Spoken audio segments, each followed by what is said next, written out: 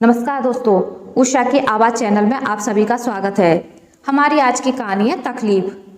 कामनी, कल मेरी बहन 2 महीने के लिए अपने घर आराम करने के लिए आ रही है। उसकी तुम्हें अच्छे से देखभाल करनी है। इतना याद रखना कि वह यहाँ आराम करने के लिए आ रही है। वह बार बार आराम पर जोर दे रहा था। कामनी ने कुछ भी नहीं कहा। जल्दी से सबके लंच बॉक्स रखकर सास का खाना टेबल पर रख अपना लंच बॉक्स लेकर चली गई। सोमेंद्र से नीलम ने कहा, देख महारानी बिना जवाब दिए कैसे चली जा रही है। मुझे मालूम था मेरी बेटियों को देखते ही इसका दिमाग खराब हो जाता है। माँ, आप भी जब भी बहनें आती हैं वही तो काम करती है, जबरदस्ती उसे कुछ भी कहती रहती हो। कामनी का स्कूल यहाँ से बहुत दूर है। उसे 5 मिनट भी देर हुई तो उसकी बस छूट जाती है, इसलिए भागते हुए वह बस स्टॉप पर पहुंचती है। उस दिन स्कूल में भी उसका दिल नहीं लग रहा था। वह बार बार यही सोच रही थी कि सोमेंद्र की बहनें आए दिन आराम करने के लिए मायके आ जाती हैं। उसे उनके काम और स्कूल के काम करते हुए थकान हो जाती थी। घर में उसके बारे में सोचने वाला कोई भी नहीं था। शिखा अपने बच्चों के साथ आई और 2 महीने भाई के घर पर रहकर अपने घर वापस चली गई। इन 2 महीनों में कामनी की क्या हालत हुई, घर में किसी ने भी सोचने का प्रयास तक नहीं किया था। उस दिन कामनी ने घर में कदम रखा तो देखा कि पति सोमेंद्र, बेटी अंजलि जो इंजीनियरिंग की पढ़ाई कर रही थी और बेटा अरुण जो इंजीनियरिंग कॉलेज में दाखिला लेने वाला है, तीनों बैठकर आराम से टीवी देख रहे थे। सास कल ही अपनी छोटी बेटी के साथ रहने के लिए उनके घर गई है। कामनी ने सबको संबोधित करते हुए कहा कि मैं आप लोगों से कुछ कहना चाहती हूँ। तीनों ने एक साथ कहा कि अभी हम व्यस्त हैं, कल बात करेंगे। कामनी ने कहा कि कल मैं नहीं रहूँगी। सोमेंद्र ने पूछा कि कहाँ जा रही हो? गांव जा रही हो क्या? मुझे बताना जरूरी नहीं समझा है क्या? बच्चों ने कहा कि माँ, आप चली गई तो घर पर काम कौन करेगा? कामनी को हंसी आई। उसने कहा कि मैं स्कूल के हॉस्टल में रहने जा रही हूँ, वहाँ थोड़े दिन रहकर स्कूल के आसपास ही घर ले लूँगी। कामनी के मुंह से इन शब्दों को सुनकर सोमेंद्र बहुत गुस्सा हो गया।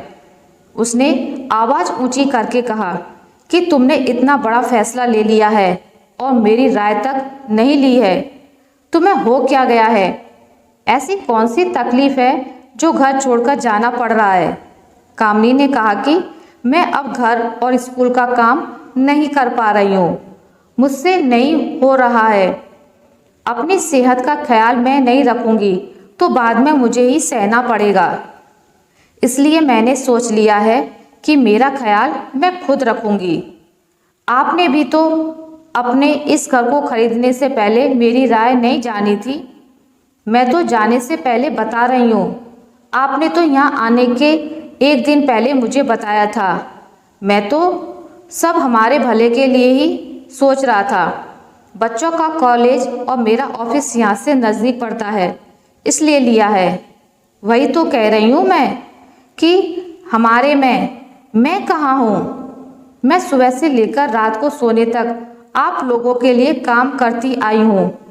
आप लोगों ने कभी मेरे लिए कुछ किया है? यह अपने दिल से पूछिए। तुम ऐसे घर से चली गई तो कैसे चलेगा? बच्चे अभी छोटे हैं। वाह, बच्चे इंजीनियरिंग की पढ़ाई कर रहे हैं, अपने काम खुद कर सकते हैं, और आप कहते हैं कि बच्चे छोटे हैं। आप लोगों को अगर मेरे साथ आना है तो आ सकते हैं, परंतु वहाँ मेरे अनुसार रहना पड़ेगा। अंजलि ने कहा कि आपके अनुसार मतलब? तुम लोगों को भी मेरी मदद करनी पड़ेगी। माँ, रात को पढ़ाई करने के बाद मैं सुबह नहीं उठ सकती हूँ, अंजलि ने कहा। अरुण कहने लगा कि आप सारे काम कर लेती हैं क्योंकि आपको सारे काम आते हैं, हमसे नहीं होता है। कामनी ने हंसते हुए कहा, अरुण, काम करते रहने पर अपने आप आ जाता है। सोमेंद्र कहने लगा कि मुझे एक बात समझ में नहीं आती है कि सारी औरतें खाना बनाना और घर के काम करती हैं। तुम अकेले नहीं हो जो यह काम कर रही हो। हाँ, अगर तुम काम नहीं कर सकती हो तो एक खाना बनाने वाली बाई को रख लेते हैं ताकि तुम्हें भी आराम मिल जाए। पिताजी की बात सुनकर अरुण को वह दिन याद आया जब माँ बहुत बीमार थी और घर के काम नहीं कर पा रही थी, तो उन्होंने एक खाना बनाने वाली बाई को रखना चाहा।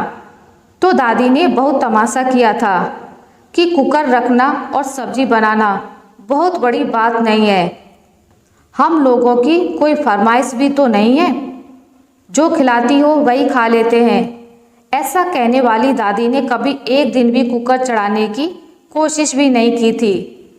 पिताजी ने भी अपनी माँ की हाँ में हाँ मिलाते हुए कहा कि तुम ही अच्छा खाना बनाती हो और किसी के हाथ का बना खाना हमें पसंद नहीं आता है। ऐसा कहने वाले पिताजी ने कभी एक कप चाय भी खुद लेकर नहीं पी है, इसलिए इस बार माँ अपनी बात पर अड़ी है। उसने माँ की तरफ मुड़कर कहा कि माँ, मैं आपके साथ चलने के लिए तैयार हूँ। आप आराम कीजिए, मैं आपकी मदद करूँगा, कहते हुए कमरे में चला गया था। अब कमरे में बाप बेटी ही बच गए थे। कामनी को गुस्से में देखते हुए सोमेन ने कहा कि मेरी माँ ने हमारे लिए बहुत कुछ किया है, पर कभी उफ तक नहीं की है और तुम तमाशा खड़ा कर रही हो। अंजलि ने कहा कि पापा प्लीज़, आप माँ की तुलना दादी से कैसे कर सकते हैं। दादी तो घर में रहती थी जबकि माँ बाहर नौकरी भी करती है। दादी, हम सब ने माँ के साथ गलत किया है। मुझे अपनी गलती का एहसास हो गया है। मैं माँ के साथ जा रही हूँ। सोमेंद्र अकेला ही बैठक में रह गया था। वह भी सोचने के लिए मजबूर हो गया था। ऑफिस पहुंचकर भी उसके मन में विचारों का तांता लगा रहा। अंत में उसने कुछ सोचा और जल्दी ऑफिस से बाहर चला गया। सोमेंद्र रात को घर पहुंचा और उसने सबको बैठक में बुलाया तो अरुण पानी का गिलास लेकर आया और अंजलि सबके लिए चाय बना लाई। कामनी के आते ही सोमेंद्र ने उससे कहा कि आज मैंने तुम्हारे स्कूल के पास 2 फ्लैट देखे हैं। कल हम सब जाकर देखेंगे, जो पसंद आए उसमें शिफ्ट हो जाएंगे। कामनी, मैं भी तुम्हारे साथ हूँ। अंजलि ने कहा कि मेरी एक राय है। सबने कहा कि बोल, क्या बोलना है। हम इसी घर में रहेंगे, पर खाना बनाने वाली बाई को रख लेते हैं। माँ को बस स्टॉप तक जाने के लिए ऑटो रख लेते हैं।